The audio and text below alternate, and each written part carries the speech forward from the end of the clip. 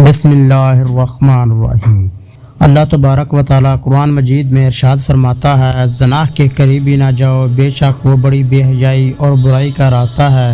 دوستو، آج آپ ہم کو بتائیں گے کہ اس کائنات کے اندر سب سے پہلے کس بدبخت نے زنا کی ابتدا کی تھی۔ تو شروع کرتے ہیں۔ جب حضرت آدم علیہ السلام اور اماں حوا نے اللہ تبارک و تعالیٰ کے حکم کی نافرمانی کرتے ہوئے گندم کا دانہ کھایا اور اللہ تبارک و تعالیٰ نے حضرت آدم علیہ السلام اور اماں حوا کو زمین پر اتار دیا، اور پھر اللہ تبارک و تعالیٰ کے حکم سے حضرت آدم علیہ السلام اور اماں حوا کے ہاں اولاد پیدا ہوئی۔ بعض روایت کے مطابق اماں حوا کو 20 حمل ٹھہرے، جس سے 40 بچے پیدا ہوئے، اور ہر حمل کے دوران ایک لڑکا اور ایک لڑکی پیدا ہوا کرتی تھی۔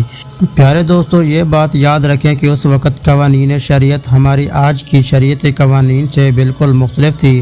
حضرت آدم علیہ السلام کے زمانے کے اندر ایک حمل سے پیدا ہونے والے لڑکے کی شادی دوسرے حمل کی لڑکی کے ساتھ کر دی جاتی تھی، جبکہ دوسرے حمل کی لڑکی کی شادی پہلے حمل کے لڑکے سے کی جاتی تھی، اور ایک حمل کے بہن بھائی آپس میں بہن بھائی قرار پاتے تھے۔ پیارے دوستو، اسی دوران حضرت آدم علیہ السلام کے ہاں قابیل اور ہابیل پیدا ہوئے۔ چنانچہ قابیل کی بہن بہت زیادہ خوبصورت تھی، جبکہ جو لڑکی حضرت ہابیل علیہ السلام کے ساتھ پیدا ہوئی وہ اتنی خوبصورت نہیں تھی۔ چنانچہ یہ بچے بڑھ کر جوان ہوئے، ان کی آپس میں شادی کا وقت آیا تو قابیل نے حضرت ہابیل علیہ السلام کی بہن کے ساتھ نکاح کرنے سے انکار کر دیا، اور وہ کہنے لگا، یہ تو بالکل بھی خوبصورت نہیں ہے، میں اپنی بہن کے ساتھ نکاح کروں گا۔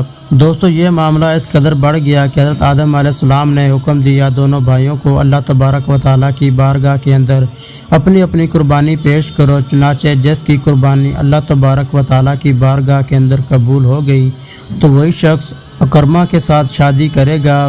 تو دوستو، قابیل کھیتی باڑی کا کام کیا کرتا تھا، جبکہ حضرت ہابیل علیہ السلام بکریاں چرایا کرتے تھے، جو کہ ایک شفقت اور محبت والا کام تھا۔ چنانچہ حضرت ہابیل علیہ السلام نے اللہ تبارک و تعالیٰ کی بارگاہ کے اندر ایک خوبصورت بکری کا بچہ پیش کیا، جبکہ قابیل نے ایک ردی کا گٹھا اٹھا کر جو کہ اس کے کھیت سے نکلا تھا اس نے اللہ تبارک و تعالیٰ کی بارگاہ کے اندر پیش کیا۔ چنانچہ اس زمانے کے رواج کے مطابق آسمان سے آگ اتری اور اس نے حضرت ہابیل علیہ السلام کی قربانی کو نگل لیا، جس پر قابیل کہنے لگا کہ یہ ضرور میرے باپ حضرت آدم علیہ السلام نے ہابیل کے لیے دعا کی ہے، جس کی وجہ سے اس کی قربانی قبول ہوئی۔